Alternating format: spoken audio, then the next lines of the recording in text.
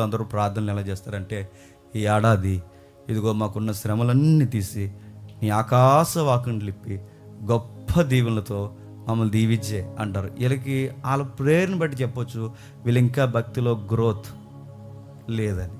కానీ భక్తులు ఎదిగిన వారు గుర్తుపెట్టుకోండి, ఆకాశ వాకిళ్ళు కాదు, నువ్వు దేవుళ్ళలోకి వచ్చిన తర్వాత ఆకాశ వాకిళ్ళు కూడా చెప్పండి మూయబడతాయి. ఈ దేవుళ్ళలోకి వచ్చిన తర్వాత నీకు శాంతి సమాధానం కాదు, మనశ్శాంతి లేకుండా పోతుంది. ఈ దేవుళ్ళలోకి వచ్చిన తర్వాత నువ్వేదో అనుకుంటున్నావు, నీకు రివర్స్ జరుగుతుంది. ఎందుకంటే తను ప్రేమించిన తన బిడ్డలకి ఇదే జరుగుతుంది.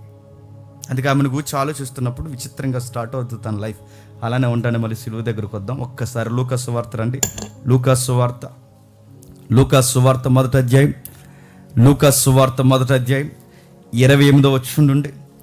లూకా సువార్త మొదటి అధ్యాయం 28వ వచనం నుండి. గాబ్రియేలు లోపలికి వచ్చి ఆమెను చూసి, దయాప్రాప్తురాలా, నీకు శుభము, ప్రభువు నీకు తోడై ఉన్నాడని చెప్పాను.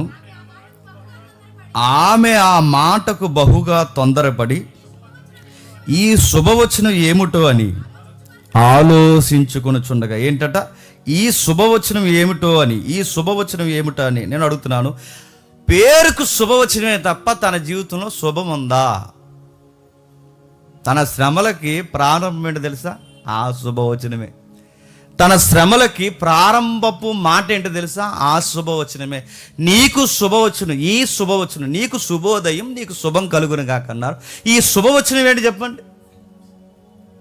పేరుకు శుభవచనమే తప్ప నిజంగా బాగున్నట్టు శుభవచనం అనగానే బయట ఉన్నట్టు ఆశీర్వాదాలు దీవులు ఇవి కదండి. ఇక్కడ శుభవచనం అంటే తెలుసా?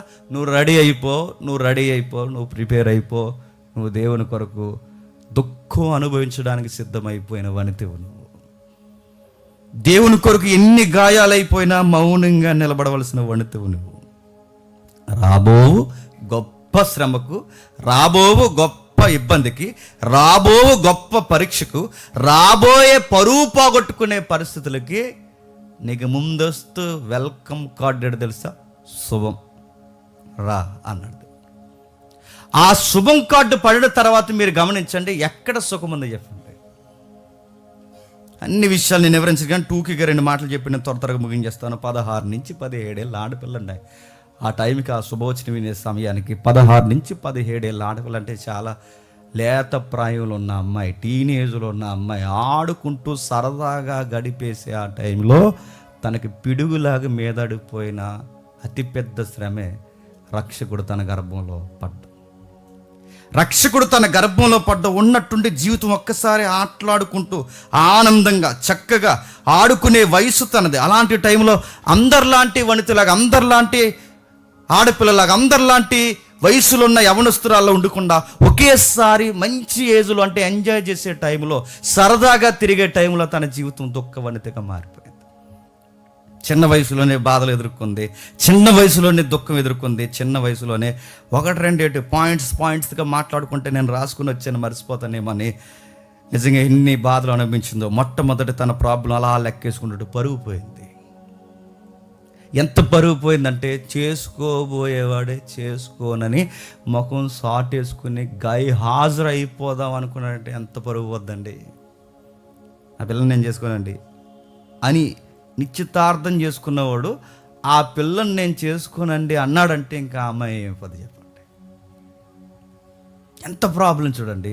ఎందుకు చేసుకోవంటే ఒకవేళ అందరికి చెప్పకపోవచ్చు, యోసేపు నీతిమంతుడు కనుక మంచోడు కనుక ఎవరికి చెప్పకపోవచ్చు, క్లోజ్ పీపుల్స్ ఎవరైనా దగ్గరికి వెళ్ళి ఎందుకు చేసుకొని అడిగితే ఏం చెప్తారు చెప్పండి? తన ప్రెగ్నెంట్ అండి, ఎలా చేసుకోమంటానండి? ఎంతో ప్రేమించాను, భక్తురాలు అనుకున్నాను, మంచిది అనుకున్నాను, చాలా గాఢాభంగా నేను ప్రేమించాను. కానీ ఎవరితో తప్పు చేసిందని నేను అనలేను. కానీ మొత్తం మీద గర్భం ఏంటి సార్, ఎలా చేసుకోండి, ఏ మొగోడు భరించలేనిది నేను ఎలా పెళ్లి చేసుకోవాలి సార్? యోసేపు ఎవరంటే, ఎందుకంటే ఏదన్నా నలుగురికి చెప్పుకోగలరేమో కానీ తన భార్య ఎవరితోనో గర్భం తెచ్చుకుందంటే మీరు గమనించండి, ఇంకా అవి వివరించడానికి కూడా బాగు, అసలు పరిస్థితులు ఘోరంగా ఉంటాయి. అలాంటి పరిస్థితుల్లో యోసేపు అలా తన్నే సస్పెక్ట్ చేస్తుంటే, అనుమానిస్తుంటే, అనుమానం చూపులిచి ఊరే వదిలి వెళ్ళిపోతున్నప్పుడు ఆ అమ్మాయి చూడండి ఎంత ధైర్యం అండి, ఆ చిన్నపిల్లకి, ఆ ఆడపిల్లకి, 16 ఏళ్ళ పిల్లకి ఐఎమ్ రెడీ అని నిలబడిందంట. దేవుని కొరకు శుభవచనం అందుకున్నాను, ఐఎమ్ రెడీ, ప్రిపేర్ అయిపోయాను నేను, ఐఎమ్ రెడీ. ఏదైనా సరే ఎదుర్కోవడానికి రెడీ. తెలిసొచ్చాయో తెలియకొచ్చాయో పరిస్థితులు నా జీవితంలోకి వచ్చాయి, అయితే నేను దేవుని కొరకు నిలబడిపోయింది. రోజుకి గర్భం పెరిగింది. సరిగ్గా అదే టైంలో మోతుబర్లు పిలిపించి జనాభా లెక్కలకు రమ్మన్నారు. జనాభా లెక్కలకు వెళ్ళిన తర్వాత పుట్టబోయేవాడు సర్వోన్నతుడు కుమారుడని శుభవచనం చెప్పి, పుట్టబోయేవాడు దావీదు సింహాసనాన్ని పరిపాలిస్తాడు శుభవచనం చెప్తే, అలాంటి శుభవచనం పలికిన ఆమెన పుట్టబోవు దేవుని కుమారుని గర్భంలో పెట్టుకున్న ఆమెకి సేదైన వార్త ఏంటో తెలుసా? ఖండానికి స్థలము దొరకలేదు. నేను అడుగుతున్నాను, చిన్న వయసు నుంచి ఆ గుండెకి ఎన్ని దెబ్బలు తగిలినాయండి? 1 కాదు 2 కాదు, సిలువ ముందు అక్కడికి వచ్చి నిలబడే లోపు ఇదే గాయం అనుకోకండి, తన జీవితంలో చాలా గాయాలు ఉన్నాయి, చాలా బాధలు అనుభవించింది. పుట్టబోయే బిడ్డ కొరకు బాధ అనిపించింది.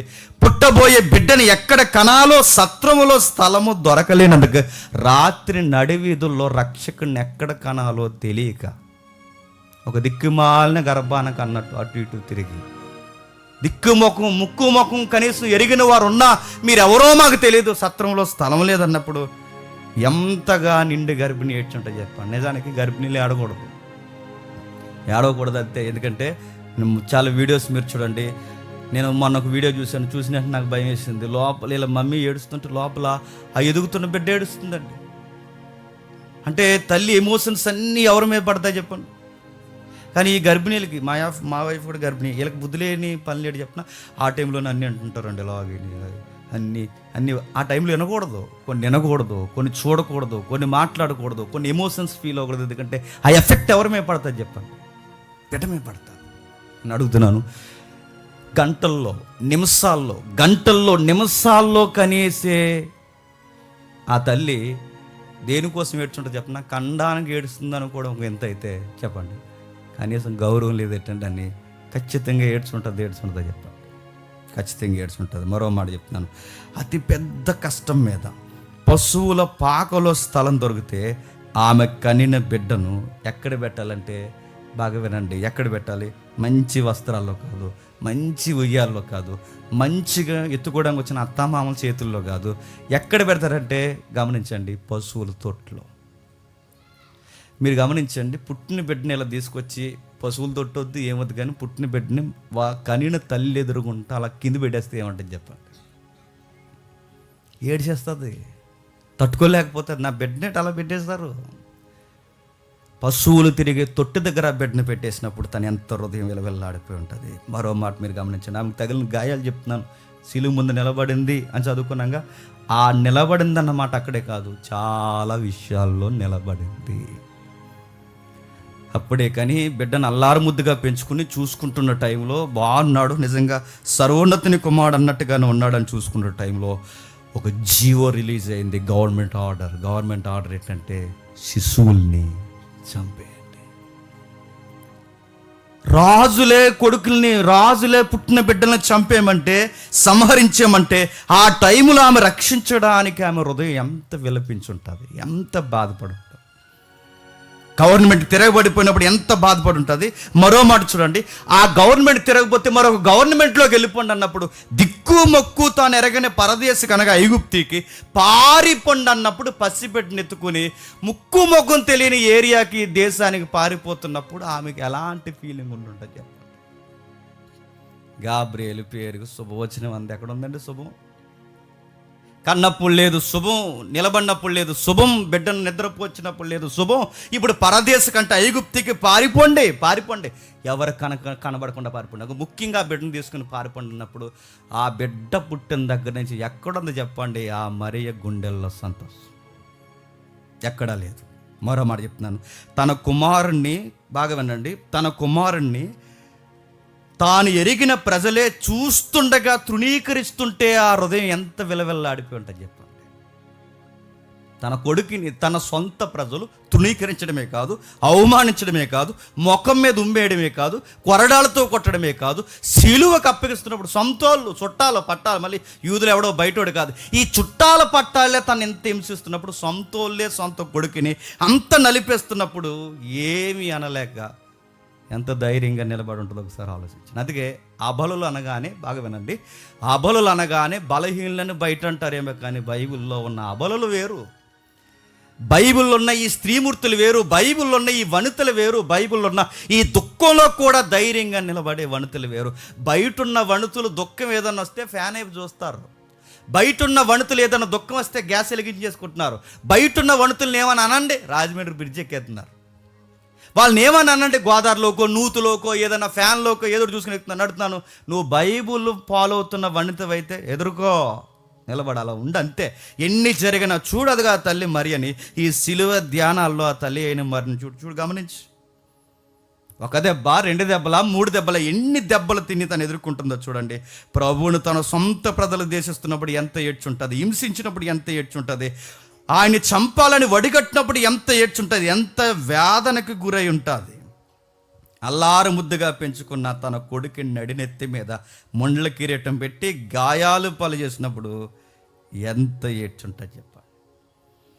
ఇదంతా జరగకముందే ఇలా జరుగుద్ది ఆయన గుండెల్లో కత్తి దింపేసిన మాట చెప్పాడు ఒక ఆయన, చెప్పండి, సుమియోను. ఎక్కడ చెప్పాడు చూడండి ఒకసారి, లూకాసు సువార్త 2వ అధ్యాయం, లూకాసు సువార్త 2వ అధ్యాయం 35వ వచనం, లూకాసు సువార్త 2వ అధ్యాయం 35వ వచనం. మరియు నీ హృదయములోనికి ఒక ఖడ్గము దూసుకొని పోవును,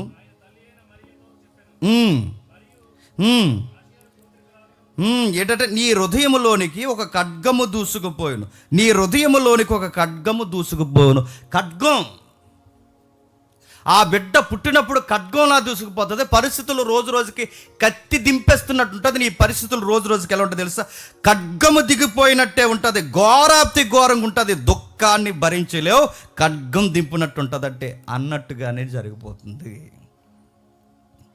16 ఏళ్ళ నుంచి, బాగా వినండి, 16 ఏళ్ళు అంటే ఇప్పుడు గమనించండి, యేసుప్రభు వరకు 30 సంవత్సరాలకి బాప్టిజం తీసుకున్నాడు, 33.5 సంవత్సరాలకి ఆయన సిలువేశారు. ఆయనకే 33.5 సంవత్సరాలు వచ్చాయంటే మీరు ఎక్స్పెక్ట్ చేయండి మరియమ్మ గారు సిలువ ముందు నిలబడే సమయానికి ఆమె వయసు ఎంత ఉంటుందో ఒకసారి మీరు అంచనా వేయండి. సుమారు 40-50 సంవత్సరాల దగ్గరకు ఉంటుందండి, లేదా 50 దాటిన, ఎందుకంటే అంచనా ఏజ్ మనకు తెలియదు, 50 దాటి 60 మధ్యస్థంలో ఉన్న ఆశ్చర్యపోకూడదు. అంటే వయసు దాటేసిన తల్లి అన్నమాట. రెస్ట్ తీసుకోవాల్సిన టైంలో రెస్ట్ లేదు, సుఖపడాల్సిన టైంలో సుఖం లేదు, సమాధానంగా ఉండాల్సిన టైంలో సమాధానం లేదు. అయితే సిలువ యొద్ద నిలబడింది, రోజు రోజుకి బాధలు ఎదుర్కొంది, పుట్టినప్పుడు ఎదుర్కొంది, కనిన తర్వాత బిడ్డను ఎక్కడ పెట్టాలో స్థలం దొరకలేనప్పుడు ఎదుర్కొంది, చివరికి బిడ్డని పెంచుతున్నప్పుడు సొంతోలు అవమానిస్తున్నప్పుడు ఆ బాధను ఎదుర్కొంది, ఇంట్లో వాళ్ళే వ్యతిరేకమైనప్పుడు కూడా బాధను ఎదుర్కొంది. ఎందుకంటే సొంత తమ్ముళ్ళే యేసుక్రీస్తు వారిని ఏమన్నారండి, మా ఓడి పిచ్చోడు ఫేమ్గాడు అన్నారు. ఈ మాట అన్నారు తెలుసా, మా అన్నయ్యకి కొంచెం మెంటల్ ప్రాబ్లం ఉందన్నారు. ఇలాంటివన్నీ తన పట్ల ఫేస్ చేసింది. ఒక్కటి అడుగుతున్నాను, ఈయన వలన ఆమెకి ఏం సుఖం ఉంది చెప్పండి? ఏం సుఖం లేదు. ఆ కూడా తిరిగేవాడు, 12 సంవత్సరాల వయసు వచ్చినప్పుడు ఆ దేవాలయానికి ఇలాగ మందిరానికి తీసుకెళ్లారు. మందిరానికి తీసుకెళ్తే మందిరంలోంచి మాయమైపోయాడు. ఏం బాబు ఎక్కడికి వెళ్ళిపోయావు అని అడిగితే తిరగొస్తావు మాట అన్నాడు, అమ్మా ఈ పనుల మీద ఉండాలని మీకు తెలుసు కదా, మీకు తెలుసు కదంటే మీరే కదా నాకు చెప్పారని, మీకు తెలుసు కదా, నాకు తెలుసు, మీకు తెలుసు కదా అనగానే ఆవిడ ఆ మాటలు జ్ఞాపకం పెట్టుకుందట, నిజంగా ఈ బిడ్డ ఏంటి ఇలా ఉన్నాడు అని. ప్రతిదీ తలపోస్తూ ధ్యానిస్తూ లోపల పెట్టుకొని ఎన్ని బాధలు నిండుగా 50-60 సంవత్సరాలు బదిరించి ఆ సిలువ ముందల మౌనంగా నిలబడిపోయింది. అందుకే యోహాన్ గారు చాలా బాగా రాస్తున్నాడు, సిలువ యొద్ద నిలుచుండి, ఏంటట, సిలువ యొద్ద నిలుచుండి ఆమె మరణిస్తున్న ఆ వ్యక్తి తల్లి, ఆ సిలువపై యాదను అనుభవిస్తున్న ఆ వ్యక్తి తల్లి, ఆ బాధను అనుభవిస్తున్న బిడ్డ ఎవరి బిడ్డో కాదు, ఆ ఏడకుండా పంటి బిగున బాధను దాచేసిన ఆ తల్లి బిడ్డే ప్రేమతో ముద్దాడి, నొసలను ముద్దాడి చక్కగా కౌగిల్లో ఎత్తి పెంచుకున్న ఆ బిడ్డే ఇప్పుడు రక్తపు ముద్దగా ముద్దాడిన ఆ నుసటికి ముండ్ల కిరీటంతో ముద్దాడిన ఆ దేహానికి రక్తపు గాయాలతో నా బిడ్డ ఎవరు కాదు, వయసు అయిపోయిన ఆ తల్లి బిడ్డే. బుల్లి బుల్లి చేతులతో నడిచి చిన్న చిన్న పాదాలతో గట్టిగా నడుస్తూ అరుస్తూ ఉన్న ఆ బిడ్డని ఇప్పుడు మేకులేసి బిగించేసి చంపేశారు. మనకి ఎంత పెద్ద వయసు వచ్చేసినా మన తల్లులకి ఎప్పుడు మనం చిన్నోళ్ళమే. చూసారా, 2 సంవత్సరాలు మన వయసు తక్కువ చెప్తారు. ఎప్పుడు మీరు గమనించారా? లేటుగా పట్టుకోలేని మాటలు ఉన్నాయి, భరించలేని ఊహల కందని బరువైన మాటలు అలా ఉన్నాయి. మౌనంగా నిలబడి జరుగుతుంది, దైవ చిత్తం జరుగుతుందండి. సొంత వారు ఇంకేమున్నాయి?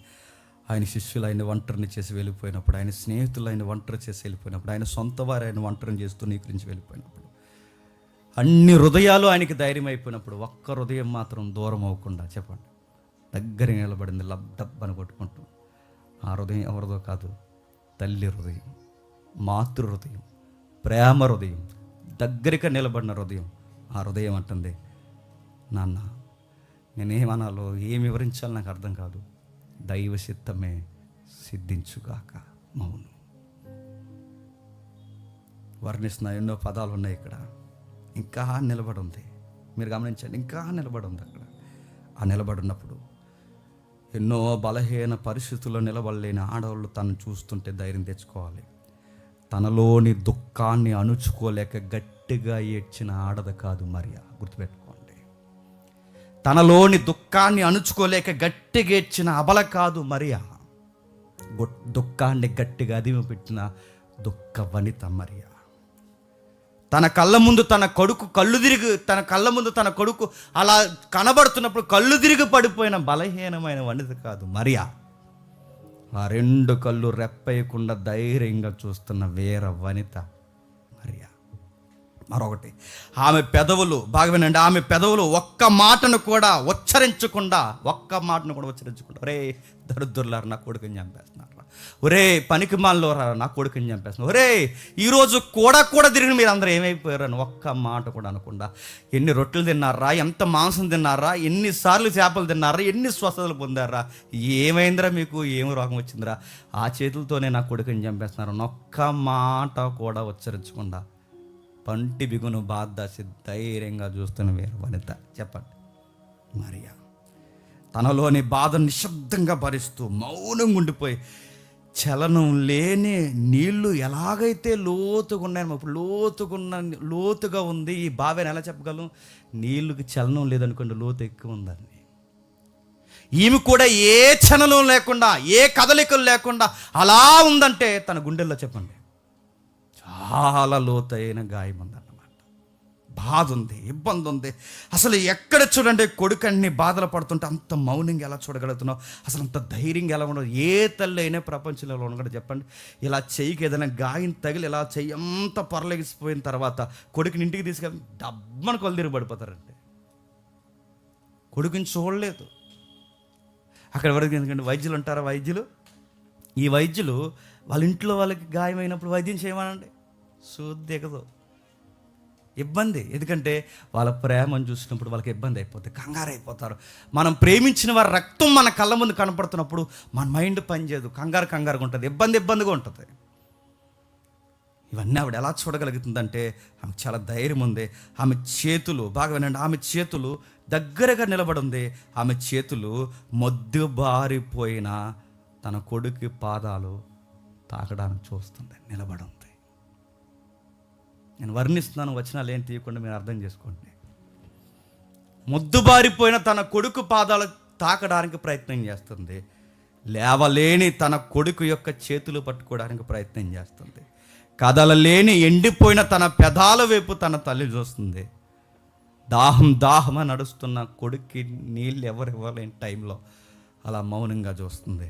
లోతైన బాధను గుండెల్లో పెట్టుకొని యోహాన్ అన్నాడు, ఆమె సిలువ యొద్దనే నిలుచుని ఉంది.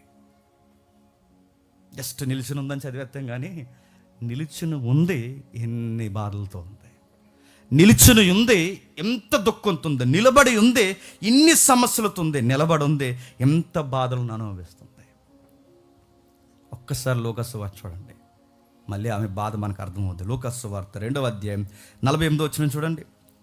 లూకాసు సువార్త 2వ అధ్యాయం 48వ వచనం చూడండి.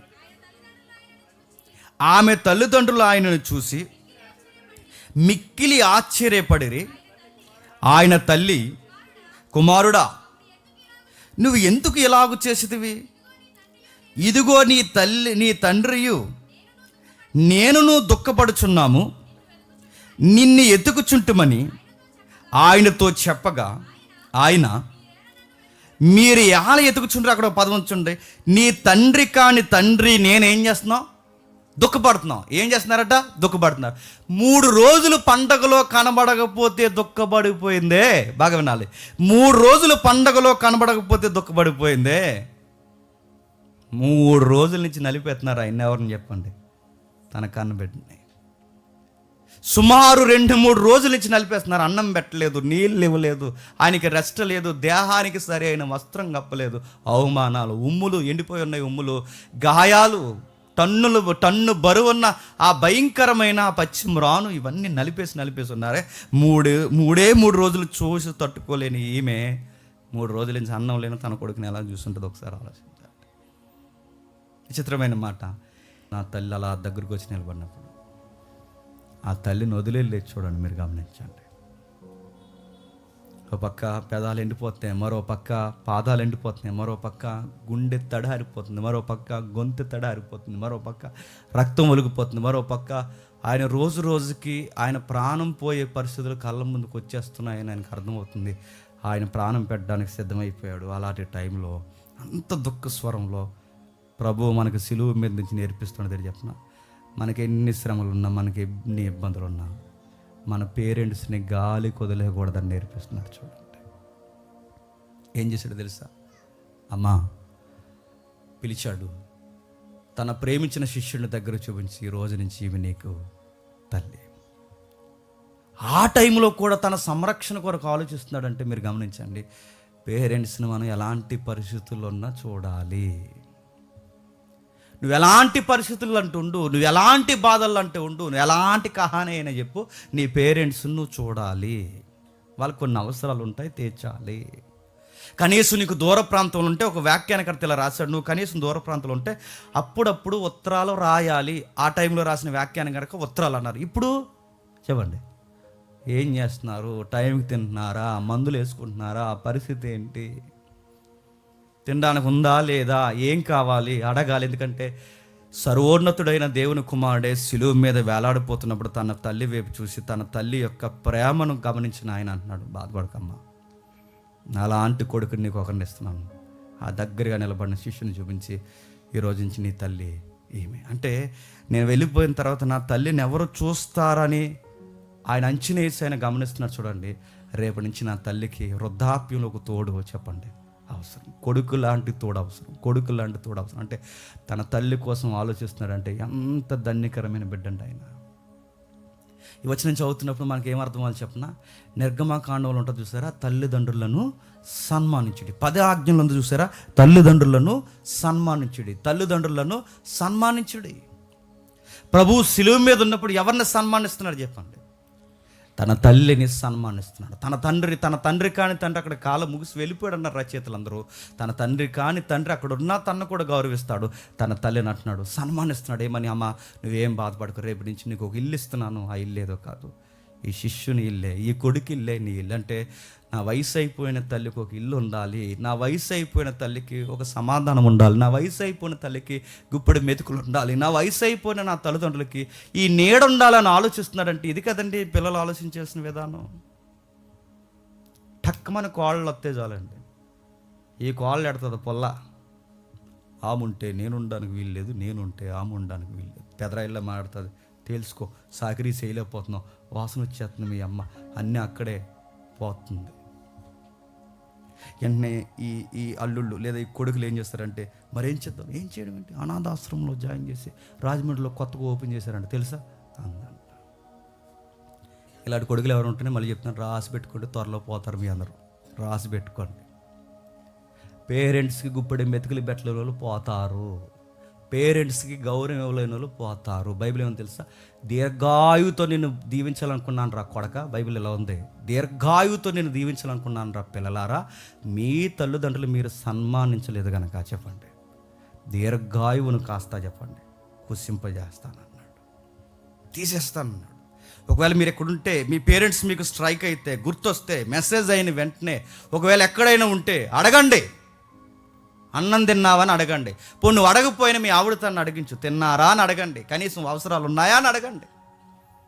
ప్రభు చూడండి, సిలువ మీద ఉన్నప్పుడు కూడా తన పేరెంట్స్ కోసం ఆలోచిస్తున్నాడంటే, నీకు జన్మనిచ్చిన తల్లిదండ్రుల కోసం ఆలోచించకపోతే నేను అడుగుతున్నాను, అసలు నీకు లవ్ ఉందా, భక్తి ఉందా, విశ్వాసం ఉందా, ప్రేమ ఉందా? వాళ్ళంత బాధపడుతున్నప్పుడు కనీసం వాళ్ళని పలకరించాలనిపించట్లేదా? ఆ బైబిల్ చెప్తుంది కదా, ఆ నిర్గమకాండం 20:12 వచనంలో, ఇదిగో తల్లిదండ్రులను సన్మానించుడి. ప్రభువే ప్రాణాలు పోతున్న టైంలో తన తల్లి నెక్స్ట్ భవిష్యత్తు ఏంటని తనకి ఒక అకౌంట్ మెయింటైన్ చేస్తున్నాడంటే, ఇది పేరెంట్స్ని ఇలా చూడాలని మన ప్రభు మనకు నేర్పిస్తున్నాడు కదా. చాలామంది అడుగుతున్నాను, ఉద్యోగాలనే ఉండిపోకండి, పేరెంట్స్ని కూడా పట్టించుకోండి. సంపాదననే ఉండిపోకండి, పేరెంట్స్ని కూడా పట్టించుకోండి. నీ కుటుంబం అనే తిరక్కో, పేరెంట్స్ని కూడా పట్టించుకో. కుటుంబాన్ని చూడు, కుటుంబాన్ని పోషించి. ఎందుకంటే బైబిల్ దేవుడు సామెతలు ఎలా అన్నాడు? 23:22 వచనంలో ఒకసారి చూడండి. సామెతల గ్రంథం 23:22 వచనంలో, సామెతల గ్రంథం 23:22 వచనంలో ఏమంటున్నాడు చూడండి. నిన్ను కనిన నీ తండ్రి ఉపదేశము అంగీకరించు, నీ తల్లి మృదుమయందు ఆమెను నిర్లక్ష్యం చేయకి, వయసు ఆడుతూ నిన్ను ముద్దాడుతూ క్లీన్ చేసిందామే. నువ్వు ఎన్నో విషయాల్లో నువ్వు అశుద్ధమైన పనులు చేస్తే ఎత్తుకుందామే. నువ్వు పక్కన పడుకున్నప్పుడు నువ్వు టాయిలెట్ పోసిన సిరాకు పడలేదు ఆవిడికి వయసు అయిపోయింది, నేను ఎంతో ఆదరించింది, రమ్ము పాలు ఇచ్చింది, రక్తాన్ని తన కరిగించింది, రెక్కల కష్టం మీద మోసింది. దీన్ని చేసిన ఆమెను వృద్ధాప్య మంది వదిలేస్తే పుణ్యం అనుకుంటున్నావా?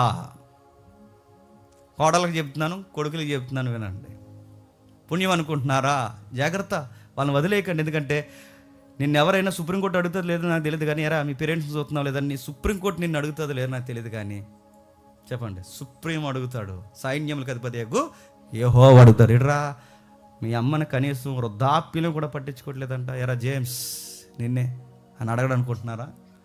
ఖచ్చితంగా అడుగుతాడు, ఖచ్చితంగా చూస్తారు. కనీసం వాళ్ళ అవసరాలు కూడా మీరు తీర్చలేకపోతున్నారంటే ఏంటని ఖచ్చితంగా అడుగుతాడు. ఎందుకంటే మన ప్రభు తన అవసరాన్ని తీరుస్తున్నాడు. మా అమ్మకు రేపు నుంచి ఒక ఇల్లు ఉండాలి, మా అమ్మకు ఒకరోజు ఒక కొడుకు ఉండాలి, నేను వెళ్ళిపోయిన తర్వాత దుఃఖాన్ని పంచుకునే ఒక తోడు ఉండాలి, కొడుకు లాంటి ఒక తోడు ఉండాలని సన్మానిస్తున్నాడు. చూడండి, తన తల్లి పట్ల విధేయత చూపిస్తున్నాడు, తన తల్లి పట్ల సన్మానాన్ని వ్యక్తీకరిస్తున్నాడు, తన తల్లి పట్ల లోతైన దుఃఖంతో ఉన్న తన తల్లితో మాట్లాడుతున్నాడు. ఇక చివరి మాట్లాడుతూ తన తల్లిని దగ్గరగున్న శిష్యుడికి చెప్పండి అప్పగించేస్తున్నాడు. చేస్తున్నాడు. ఎదుగా చూడండి సార్, నేను వెళ్తున్నాను అన్నట్టు. ఇక నేను వెళ్తున్నాను, నా తండ్రి చిత్తము నెరవేర్చి నేను వెళ్ళిపోతున్నాను, నా తల్లి జాగ్రత్త. ఒక సంరక్షణకు అప్పగిస్తున్నాడు. చూడండి, ఒక బాధ్యతగా. మీరు కూడా అప్పగించాడు కదా, నా అనాథాశ్రమంగా అప్పగించేకండి. కొడుకుల్లాగా తల్లుల్లాగా చూసుకునే వాళ్ళు ఎవరైనా ఉంటే అప్పగించండి. వాళ్ళ కాంటాక్ట్లో ఉండండి, వాళ్ళ ఇష్టాలు నెరవేర్చండి. ఎందుకంటే ఇది మన ప్రభు ఇష్టపడే కార్యక్రమాల్లో ఒక ఇష్టమైన కార్యం. మన పేరెంట్స్ని మనం చెప్పండి చూడాలి. ఈ మాట అంటున్నాను, ఏమి ఇబ్బంది పడకండి. ఇబ్బంది పడడం పర్లేదు, మీరు ఇబ్బంది పడడం పర్లేదు, మారండి, చాలదే, నన్ను తిట్టుకున్న పర్లేదు. చాలాసార్లు ఫేస్బుక్లో కామెంట్లు రాస్తారు చూసారా, నీ మహిళా దినోత్సవం కదా ఎందుకు లేని చదువుతలేదు నేను. అందులోని చాలాసార్లు చదువుకుని నవ్వుకుంటాం మనం. పెళ్ళైన తర్వాత అంటే అండి, భార్య తాలూకులు అందరూ చుట్టాలు అయిపోతారండి. భర్త తాలూకే చెప్పండి ఎవడు చుట్టం ఉండండి. ఫంక్షన్ అయిందంటే ఇంట్లో అడావుడు ఎవరు తిరుగుతారు చెప్పండి? భార్య తాలూకులే. మన బ్యాచ్ ఎవడు.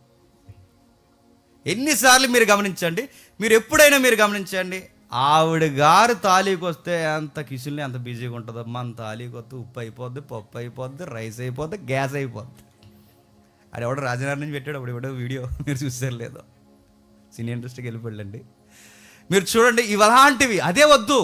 మన పేరెంట్స్ ఎలాంటి వాళ్ళో చెప్పండి, భర్త పేరెంట్స్ కూడా చెప్పండి, అలాంటి వాళ్ళే చూడాలి, వాళ్ళని పట్టించుకోవాలి, ఖచ్చితంగా గమనించాలి. మరో విషయం, ఆ 19వ అధ్యాయం 25వ వచనం చదువుదాం. అక్కడ రాయబడిన మాట ఒకసారి, లోతైన జ్ఞానం ఉంది అక్కడ, ఒకసారి చదువుదాం. చూద్దాం ఒకసారి.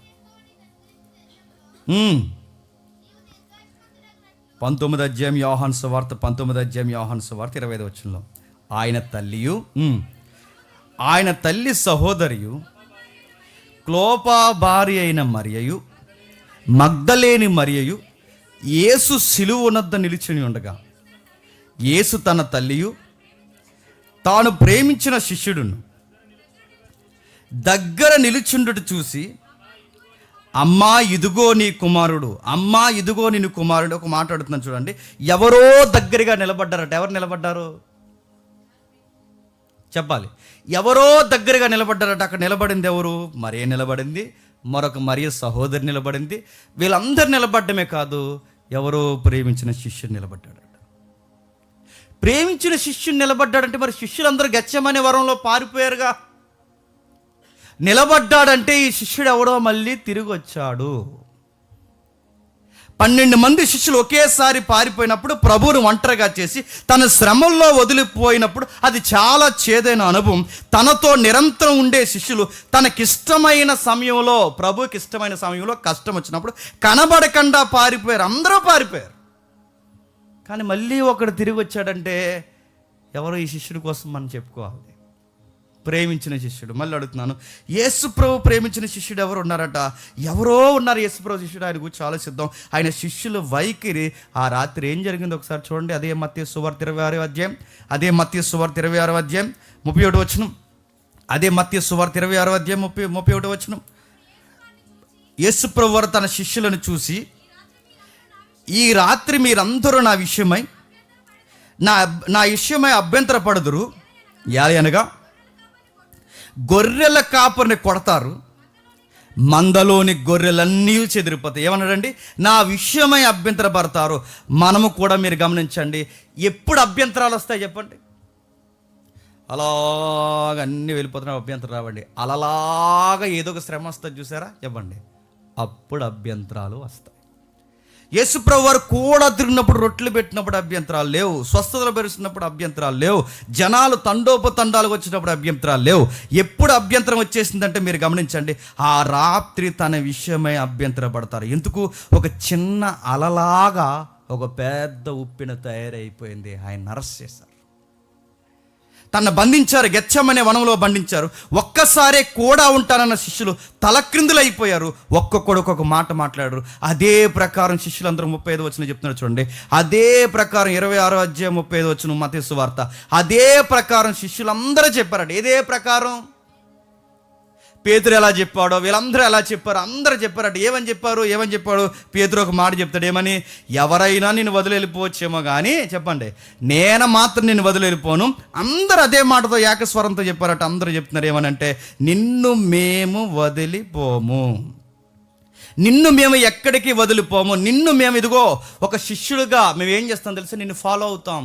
అయినా నీకు మాట చెప్తున్నాం ప్రభా, మేముండగా నిన్నెవడు ప్రభా చేసేది? ఇన్ని కబుర్లు చెప్పిన వాళ్ళందరూ, పేతురు ఒకటే చెప్పలేదట. ఎవరు చెప్పారు చెప్పండి? అందరూ చెప్పారట. అస్సలు నీ మీద కూడా వాళ్ళదు, అస్సలు నీకేం జరగదు, అసలు నథింగ్ బియాండ్, ఏం జరగదు, ఏం జరగదు. ఇన్ని కహానీలు చెప్పిన వాళ్ళు అందరూ అలా చెప్పారు. అంటే పేతురు ఎంత బిల్డప్గా చెప్పాడో అందరూ అలానే చెప్పారు. ఒక్కసారే శ్రమ వచ్చేసరికి అందరూ ఏం చేశారు చెప్పండి?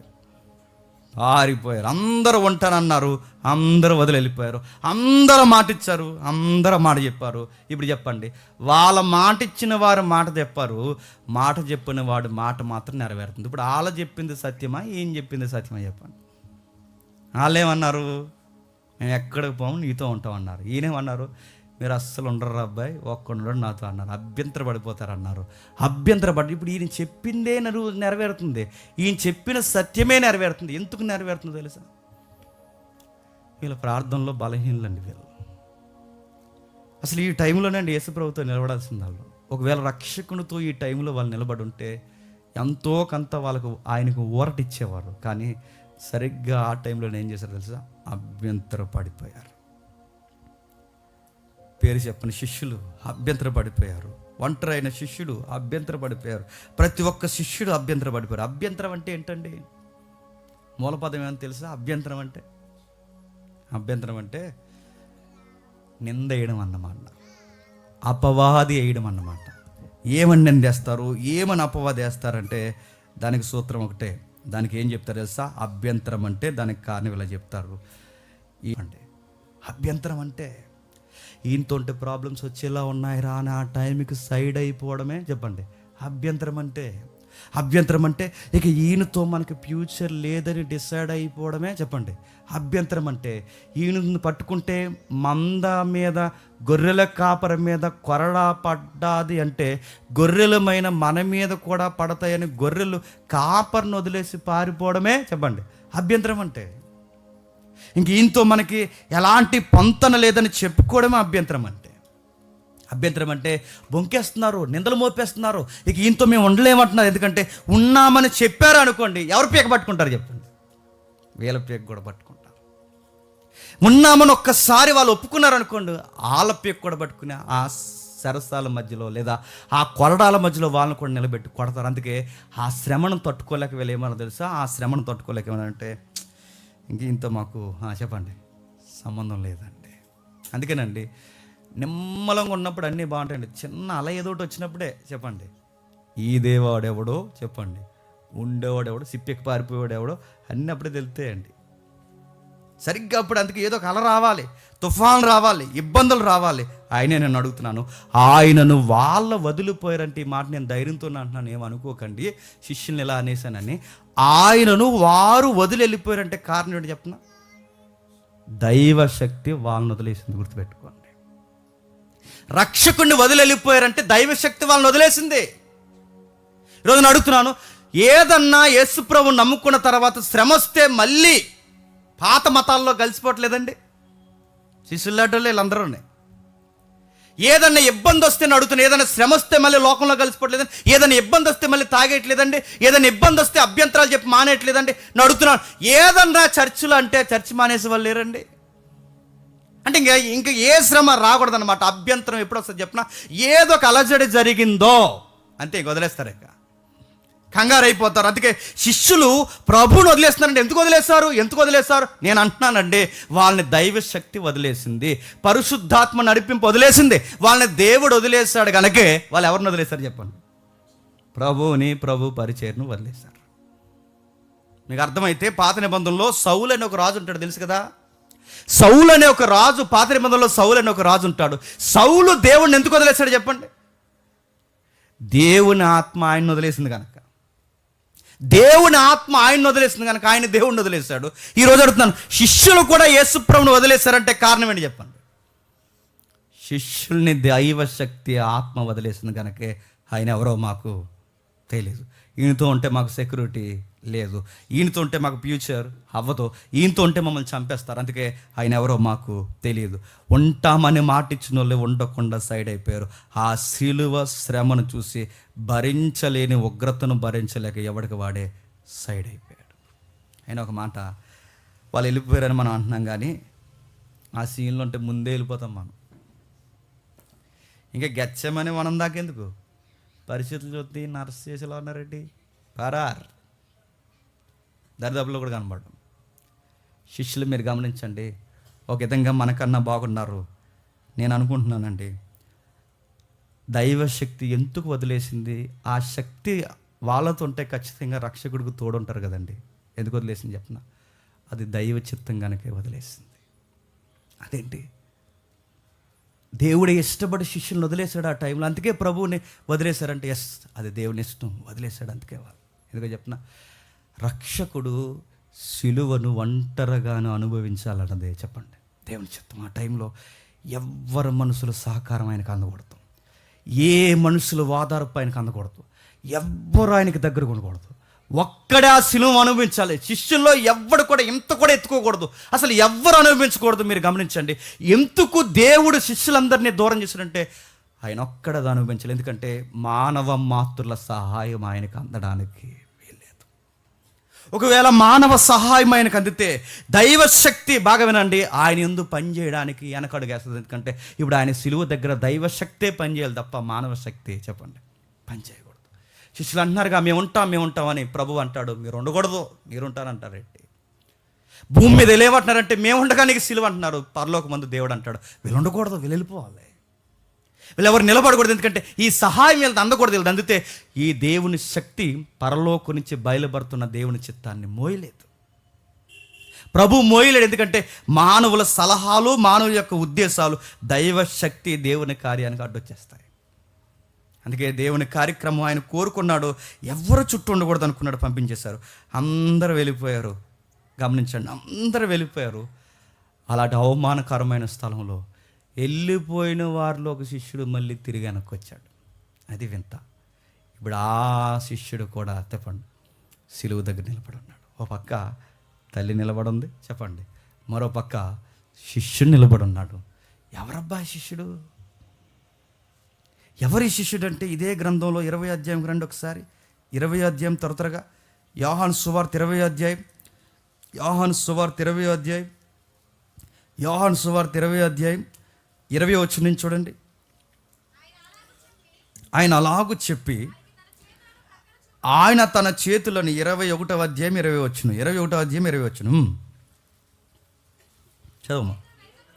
పేతురు వెనుకకు తిరిగి యేసు ప్రేమించిన వాడును భోజన పక్తిని ఆయన రొమ్మున ఆనుకొని, ప్రభువా నిన్ను అప్పగించిన వాడు ఎవడని అడిగిన వాడు అయిన శిష్యుడు తమ వెంట వచ్చుట చూసి, ఇప్పుడు బాగా 20 వచ్చిన ప్రకారం చెప్పండి. పేతురు వెనకకు తిరిగి యేసు ప్రేమించిన వాడును భోజన పక్తిని ఆయన రొమ్మును ఆనుకునిన, ప్రభువా నిన్ను అప్పగించేవాడు ఎవడని అడిగిన వాడైన శిష్యుడు తమ వెంట వచ్చుట చూసాను. ఇప్పుడు చెప్పండి, యేసు ప్రేమించిన శిష్యుడు ఎవరు? ఇక్కడ చదువుతుంటే వెనకాల ఎవరు వస్తున్నారు? మీరు ఒకసారి దృశ్యం ఊహించుకోండి. యేసుప్రభు వారు ఇక సిలువుకు వెళ్ళిపోతున్నారు, లేదా క్షమించండి, యేసుప్రభు వారు సిలువ వేయబడి తిరిగి లేచి ఇక 40 రోజులు కనబడి వెళ్ళిపోయే కార్యక్రమంలో ఇంక వెళ్ళిపోదాం అనుకునే టైంలో పేతురు గారితో డిస్కషన్ జరుగుతుంది. పేతురుని ప్రభు అడుగుతున్నాడు, ఏమని? నువ్వు నన్ను ప్రేమిస్తున్నావా అని అడిగాడు. పేతురు గారు ఏమన్నారు? నేను ప్రేమిస్తున్నాను ప్రభు అన్నాడు. ప్రభు మళ్ళీ అడిగాడు, ప్రేమిస్తున్నావా అని అడిగాడు. ఎందుకంటే మళ్ళీ ప్రేమిస్తున్నాను చెప్పాడు. మళ్ళీ అడిగాడు, ఇలా 3 సార్లు అడిగాడు. ఎందుకు అడిగాడు అంటే నువ్వు డైలాగులు చెప్తావు కానీ చెప్పండి నువ్వు ఉండవు అని. ఇలాగే చెప్పాడు కదండి. ఎవడు వదిలేసినా చెప్పండి ఈ గుండు వదులు నిన్ను అన్నాడు కదండి, వెళ్ళిపోయాడు. ఎవరు వదిలేసినా నేను వదలను ఆయన, అందరికన్నా ముందు ఈయన వదిలేసిపోయాడు, ఆయన ఎవరో నాకు తెలదు అని వెళ్ళిపోయాడు. నేను అడుగుతున్నాను, అందుకే అడుగుతున్నాడు 3 సార్లు. ఎందుకు అడుగుతున్నాడు అంటే 3 సార్లు బొంకావు, 3 సార్లు ఎరగనన్నావు, ఇప్పుడు మళ్ళీ అడుగుతున్నాను నువ్వు నన్ను ప్రేమిస్తున్నావు అని అడిగాడు. ప్రేమిస్తున్నాను ప్రభు అంటే వెంటనే దేవుడు అన్నాడు, ఓ గులాబీతే అన్నాడా? ప్రేమిస్తున్నానంటే ఏంటి? నా గొర్రెలను మేపు. గొర్రెలు మేపడం అంటే ఏంటండి? శిష్యులను తయారు చేయి, సంఘాన్ని కట్టు, సంఘం కొరకు పాటుపడు, ఇది ప్రేమిస్తున్నాం అన్నప్పుడు ఈ పేదరికి అస్సలు గొడవలు ఏంటి చెప్పిన? పేదరు కూడా కాదు, పేదరు గారికి అదొక ఆవేశం అండి. పేదరితో ప్రభు అన్నాడు, నీకు విషయం చెప్తున్నాను పీటర్, కొంచెం ఓపుకున్నప్పుడే నా చిత్తం మీద ఉంది చేసే, రేపు నీకు వయసు అయిపోయిందంటే నువ్వు సొక్క కూడా వేసుకెళ్ళావు, నీ నడుము కూడా కట్టుకెళ్ళావు, చివరికి నీకు ఇంకొకటి వచ్చి సొక్క వేయాలి, ఇంకొకటి వచ్చి నీ నడుము కట్టాలి. వయసులో ఉండగా నా పని నువ్వు చేయకపోతే వయసు అయిపోయిన తర్వాత నువ్వు చేయమన్నా చేయలేవు. అదే టెక్స్ట్ అక్కడ జరుగుతుంది. వేరొకడు వచ్చి నీ నడుము కడతాడు, జాగ్రత్త, త్వరలోనే నీకు ఇష్టం కాని చోటికి మనుషులు నిన్ను ఈడ్చుకొని పోతారు, నీ మరణం ఎలా ఉండబోతుందని పేతురు కోసం ప్రభు చెప్పేస్తే, ఈ పేతురుగా రాత్రి తెడి చెప్పిన ఇలా వెనక్కి తిరిగి చూసాడట. ఈ లోపల శిష్యుడు వస్తున్నారు, నా వ్యూసులు చెప్పే ప్రభా మరి వాడు అని అడిగాడు. ఎవరిని? కంగారండి మనిషికి అంతా. మరి అబ్బా ఆయన గొడవ ఏంటి అని అడిగాడు. రచయిత ఏమంటున్నాడంటే, ఆ వెనుక తిరిగి చూసినప్పుడు వస్తున్న వ్యక్తి ఎవరంటే ఎప్పుడు యేసుప్రభు రమ్మున అనుకుని ఉంటాడట. నేను అడుగుతున్నాను, యేసుప్రభు నమ్మున అనుకుని ఉంటే ఖచ్చితంగా ఆయన గుండె చెప్పండి ఆ శిష్యుడికి వినబడుతుంది, ఆ భారం తెలుస్తుంది, ఆ కలెక్షన్ ఉంటుంది. వాళ్ళు కనెక్ట్ అయిపోయారు. చూడండి, యేసుప్రభు రమ్మున అనుకున్నాడు. ఎప్పుడు అందరూ కొంచెం అలా డిస్టెన్స్ మెయింటైన్ చేస్తారేమో కానీ ఈ శిష్యుడు మాత్రం యేసుప్రభుని హక్ చేసుకుంటాడట, పట్టుకుని ఉంటాడట.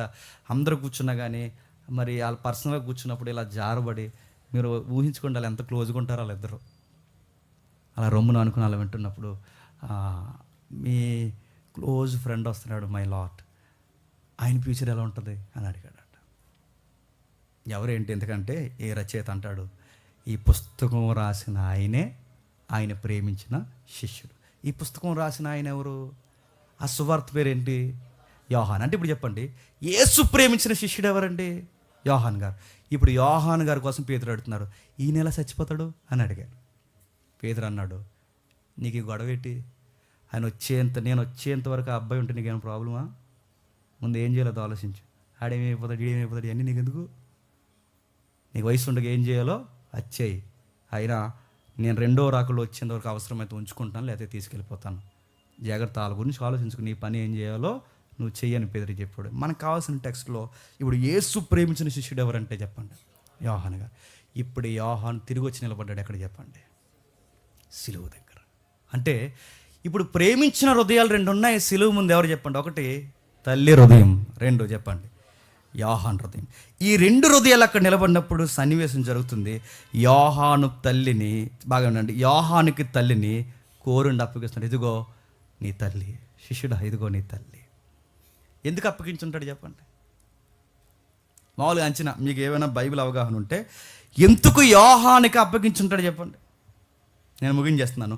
యోహానికి ఎందుకు అప్పగించుంటాడు? దగ్గర ఉన్నాడు కాబట్టి అప్పగించాడండి, దూరం ఉన్న అప్పగిస్తాడు అని జనరల్ థింక్ చెప్పకండి. ఎందుకు అప్పగించుంటాడు? ఒక మాట నేను చెప్పనా, రచయితలు రాసిందే నేను చెప్తున్నాను.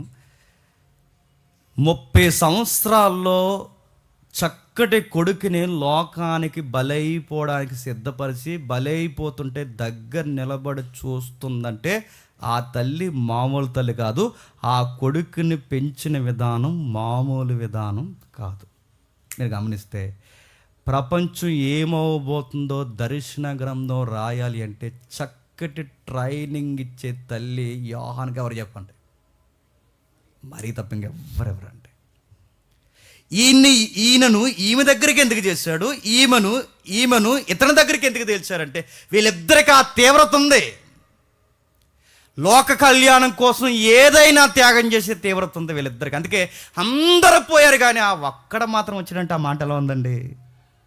అందరూ పోయారు, అందరితో పాటుపడు, కానీ ఉండలేకపోయాడు, తట్టుకోలేకపోయాడు. ఏమైపోతున్నాడు? అన్నం పెట్టినోడు ఏమైపోతున్నాడు? హృదయానికి రోజు జారబడి ఉండేవాడిని ఏమైపోతున్నాడు అని అందరూ పోయి రకరకాల పనులు ఉన్నారు, కానీ ఆ హృదయం ఉండలేకపోయింది. అందుకే చూడండి, ఆ హృదయము, ఈ హృదయం, తల్లి హృదయము, ఈ యోహాను హృదయము, ఆ పైన హృదయం, ఈ ముగ్గురు హృదయాలు ఒకటి కనుకే దేవుడు కనెక్టింగ్ చేస్తున్నాడు. మీరు గమనించండి. యోహాన్ని ఆమెకే ఎందుకు అప్పగిస్తున్నాడు? ఆమెకి ఎందుకంటే ఒకటి ప్రకటన గ్రంథం రాయాలి, రెండవది శిష్యులందరిలో చివరిలో చనిపోవాల్సిన వ్యక్తి ఎవరు చెప్పండి? దేవుని చిత్తంలో యోహానే చనిపోవాలి. మరో మాట, ఎన్నో బాధలు అనుభవించాలి, ఇబ్బందులు అనుభవించాలి, కరువులు అనుభవించాలి. 30 సంవత్సరాలు తన కొడుకుని సిలువకు రెడీ చేసిందంటే ఎన్ని శ్రమలైనా ఎదుర్కోవడానికి సొంత కొడుకులా మళ్ళీ ఇంకో కొడుకుని రెడీ చేసే చక్కటి తల్లి ఎవరు చెప్పండి? అందుకేనండి ఇంటికి చేర్చాడు. ఈమెనే ఎందుకు అప్పగించాడంటే ఇప్పుడు యోహాను కావాలి. ప్రేమించిన శిష్యుడికి ఆయన ఇచ్చే బహుమానం వెళ్ళిపోతున్నప్పుడు, తాను ప్రేమించిన శిష్యుడికి తాను వెళ్ళిపోతున్నప్పుడు ఇచ్చిన బహుమానం ఏంటి చెప్పిన? మా అమ్మే. చెప్పండి, మీ అమ్మ. ఎందుకన్నా బహుమానం ఏంటి? ఎందుకంటే ఈరోజు నేను ఎంత పరిచర్య చేస్తున్నానంటే ఈ అమ్మ ఇండైరెక్ట్గా నా వెనకాల నిలబడింది కనుక ఎంత పరిచర్య చేస్తున్నాను. రేపొద్దున్న నువ్వు ప్రకటన గ్రంథం రాయాలన్నా, రేపొద్దున్న నువ్వు సిలువ శ్రమలకు ఎక్కాలన్నా, రేపొద్దున్న నాకన్నా ఘోరంగా నేను హింసించి చంపేయాలన్నా, స్ట్రాంగ్గా నిలబడాలి అంటే నీ భక్తిని తీవ్రతని వెనకుండు నూరు పోసి ఒక తల్లి కావాలి. ఆ తల్లి ఎవరో కాదు, నా తల్లే, నీ తల్లి. తీసుకో. యోహానికి ఇంతకన్నా బహుమానం ఏముందండి? యోహానికి ఇంతకన్నా గొప్ప బహుమానం ఏముందండి? యోహానికి ఇంతకన్నా బాధ్యత ఏముంది చెప్పండి? తన శిష్యులకి ఇచ్చేశాడు, తన శిష్యులకి తీసుకెళ్ళిపోయారు, తన శిష్యుడికి ఇచ్చేశాడు. ఆ తల్లిని చేర్చుకున్నారు. ఎందుకంటే ఇందాక తమ్ముడు మెసేజ్ చెప్తూ నేను అన్న మాట మళ్ళీ కోట్ చేశాడు. నేను చెప్తున్నాను, మన చుట్టూ మనలాంటి తీవ్రత ఉన్న వాళ్ళు అయితేనేనండి ఆ పెయిన్ ఏంటో, ఆ సేవల మజా అర్థం అవుతుంది. నేను ఆత్మీయంగా మాట్లాడుతున్నప్పుడు వాళ్ళు శారీరకంగా మాట్లాడారు అనుకోండి, తుస్సుమంటుంది సపాతీలా. గుర్తుపెట్టుకో, నేను ఆత్మీయంగా మాట్లాడుతున్నప్పుడు శారీరకంగా మాట్లాడకూడదు. మనం ఎంత తీవ్రత. ఇప్పుడు యోహానికి, మళ్ళీ చెప్తాను, యోహానికి ఇంకెవరు ఉండకూడదు. యోహాను పక్కన ఎవరు ఉండాలి చెప్పండి? తల్లే ఉండాలి. తీవ్రత కలిగిన తల్లే ఉండాలి, సహవాసం చేసే తల్లే ఉండాలి. ఎందుకంటే అదే తీవ్రత ఇప్పుడు 16 సంవత్సరాల నుంచి అనుభవిస్తుంది. అంటే 16 ఏళ్ళ వయసు నుంచి, 16 ఏళ్ళ వయసు ఉన్నప్పటి నుంచి ఎన్ని దెబ్బలు తిన్నది, ఎన్ని గాయాలు తిన్నది. యోహాను జీవితం కూడా చూసారా? సంఘ చరిత్ర వాడికగా చెప్తారు, ముగిస్తున్నాను. సంఘ చరిత్రలో నూనెలు వేశారని చెప్తారు. సంఘ చరిత్రలో దానికి ఎవిడెన్స్ లేవు, కానీ నూనెలు వేసని చెప్తారు, బిల్డింగ్ మీన్స్ కింద పాడేశారని చెప్తారు, రకరకాలుగా కొట్టారని చెప్తారు. ఇక చచ్చిపోవట్లేదని తీసుకెళ్ళి పాడేశారండి. ఎక్కడ? పద్మాసు దీపంలో. అంటే మరీ అడుగడుగున ఎన్ని గాయాలు పడిందో అన్ని గాయాలకు కూడా ప్రిపేర్ అయిపోవాలంటే ఇప్పుడు ఈ కొడుకుని చెప్పండి వాదార్చవలసిన ఒక తల్లి ఎవరు చెప్పండి? మరి అమ్మగారే అనుకున్నాడండి దైవం. అందుకే మరిని ఇచ్చేశాడు. శిష్యులందరికీ చెప్పండి, నేను ముగించేస్తున్నాను. శిష్యులందరికీ నా విషయమై అభ్యంతరపడతారు, నా విషయమై అభ్యంతరపడతారు, నా విషయమై అభ్యంతరపడతారు. మీరు ఇంటికి వెళ్ళిన తర్వాత చదవండి. యేసుప్రభువుని అరెస్ట్ చేసిన తర్వాత ప్రధాన యాజకులు ఉంటారు కదండి, ఆ ప్రధాన యాజకులు ఏమంటారంటే మాట్లాడుతూ ఒకసారి చదవండి, ఎందుకంటే మంచిది. 18వ అధ్యాయం 19వ వచనం, యోహాను సువార్త 18వ అధ్యాయం 19వ వచనం, 18వ అధ్యాయం 19వ వచనం. ప్రధాన యాజకులు ఆయన శిష్యులను గూర్చి ఆయన బోధన గూర్చి యేసును అడుగగా, బాగా వినాలి, ఎవరిని అడిగారట? మీరు గమనించండి. నీ కూడా తిరిగేవారు కదా నీ కొరి టీం, నీ కూడా తిరిగేవారు కదా నీ క్లోజ్ పీపుల్స్, నీ కూడా తిరిగేవారు కదా నీ క్లోజ్ టీం, ఏరని ఆ ప్రధాన యాజకుడు అడిగినప్పుడు యేసుప్రభు ఏమన్నాడు చెప్పండి? ఏమనలేదండి, మౌనంగా ఉన్నాడండి. అది లీడర్షిప్ అంటే, గుర్తుపెట్టుకోండి. వాళ్ళేదో వదిలేసిపోయారని దొరికిందే అవకాశం అని సన్నాసిగాళ్ళందరూ నన్ను వదిలేసిపోయారంటే లీడర్షిప్ కాదు. వాళ్ళనినా ఈయన అనకుండా మౌనంగా ఉన్నాడు చూసారా, అది లీడర్షిప్ అంటే. నీ శిష్యులేరి కూడా తిరిగేవారు కదా, పేతురు, యోహాను, యాకోబు వీళ్ళందరూ కూడా తిరిగేవారు, డైలాగులు చెప్తూ తిరిగేవారుగా, నీకు ఏదో పెద్ద బాడీ గార్డ్స్లో తిరిగేవారు. ఏరి వాళ్ళందరూ ఏరి అన్నప్పుడు ఏరి, నిజానికి ఆయన చెప్పొచ్చు ఏరి, నా మీద సిలువు బండి వెంటనే పారిపోయారు, నాకు సిలువు శ్రమ అమలు జరుగుతుంది అన్నప్పుడు పారిపోయారు, ఒక్కడు నాకు కూడా లేదని శత్రువుల ముందు అవమానంగా ఆయన మాట్లాడే అవకాశం ఇప్పుడు ఆయనకు ఉందా లేదా? సంఘము సహవాసం అంటే చెప్పిన మన టీం మెంబర్స్ కొరకు లేదా యేసుప్రభు యొక్క శిష్య బృందం కొరకు శత్రువులు అడుగుతుంటే శత్రువుల ముందు తన టీం మెంబర్స్ని డౌన్ చేసి మాట్లాడలేదు చూసారా, అది లీడర్ క్వాలిటీస్ అంటే. ఎక్కడ ఓపెన్ అవ్వట్లేదు, ఎక్కడ చెప్పట్లేదు. ఒకటే అన్నాడు, మీకు విషయం చెప్తున్నాను, వాళ్ళ కోసం ఎందుకు అడుగుతారు? ఎన్నోసార్లు దేవాలయాల్లో తిరిగాను, ఎన్నోసార్లు బహిరంగ స్థలాల్లో తిరిగాను, ఎన్నోసార్లు మీరు తిరిగా, మీకు కావాల్సింది ఎవరు? నేను. వాళ్ళ కోసం అడగండి, వాళ్ళ కోసం ఏం అడగండి, మీకు ఏం కావాలో నన్ను అడగండి. ప్రభు తన శిష్యుల్ని ఎలా కాపాడుకుంటున్నాడు చూడండి. వాళ్ళు ఏం అడిగినా తన శిష్యుల మీద ఒక్క నింద మోపినట్టు మీరు బైబిల్లో చూడండి. ఒక్క నింద, సిలువ గడియల్లో ఒక్క నింద తన శిష్యుల మీద మోపినట్టు మీరు చూపించండి. వాళ్ళైనా అభ్యంతరపడ్డారు, కానీ చెప్పండి వాళ్ళ విషయమైన ఏమీ చెప్పండి అభ్యంతర పడలేదు, ఏం చేసినా ఏమనలేదు. తన శిష్యుల్ని తన శత్రువుల ముందు వాళ్ళ గౌరవాన్ని కాపాడాడు. చివరిగా యేసుప్రభు వారు తిరిగి లేచారన్న వార్త స్త్రీలు వచ్చి చెప్పేశారు. మర్చిపోద్దు, మన మహిళా దినోత్సవం నిన్న అయింది కదా, ఈ స్త్రీలు వచ్చి చెప్పారు. స్త్రీలు వచ్చి చెప్పిన వెంటనే పరుగున వెళ్ళిపోయారట ఇద్దరు శిష్యులు. అందులో ఒకరు చెప్పండి, పేతురు గారు, 2 యోహాను గారు. అక్కడి వరకు వెళ్ళాడట యోహాను గారు, చివరిలో ఆగిపోయాడు. పేతురు గారికి కంగారు కదండి, లోపలికి వెళ్ళి మొత్తం చెక్ చేస్తాడు, వస్త్రాలు చేశాడు. అరే నిజంగా లేడరా, ఎక్కడికో నిజంగా ఆయన అన్నట్టే లేచాడరా, కన్ఫర్మ్ అయిపోయాడు. కానీ ఆయన మాత్రం అలా ఉండిపోయాడు. అక్కడ విచిత్రమైన పదం రాయబడిన చూడండి, 20వ అధ్యాయం 10వ వచనంలో, యోహాను సువార్త 20వ అధ్యాయం 10వ వచనంలో, త్వరగా ముగిద్దాం. 20వ అధ్యాయం 10వ వచనంలో, అంతటా ఆ శిష్యులు తిరిగి తమ వారి యొద్దకు వెళ్ళిపోయారు. వాడికి బైబిల్లో మూలంలో ఏముంటుంది చెప్పిన, తమ వారి యొద్దకు వెళ్ళిపోయారు అని ఉంది, కానీ మూలంలో ఏముంటుంది చెప్పిన, శిష్యులు ఆ దృశ్యం చూసిన తర్వాత, ఆ ఇద్దరు శిష్యులు ఎవరు? పేతురు, యోహాను. ఆ దృశ్యం చూసిన తర్వాత వారి యొద్దకు వెళ్ళిపోయారని రాయబడింది, కానీ తమ వారి యొద్దకు మూలంలో ఇలా ఉంది, తమ ఎండ్లకు వెళ్ళిపోయారు. ఎక్కడికి వెళ్ళిపోయారట? తమ ఇండ్లకు వెళ్ళిపోయారు. ఇప్పుడు మీరు గమనించండి, యోహాను ఇంటికి వెళ్ళిపోయాడంటే ఇంటి దగ్గర ఎవరున్నారు చెప్పాలి, మీకు అర్థమైతే.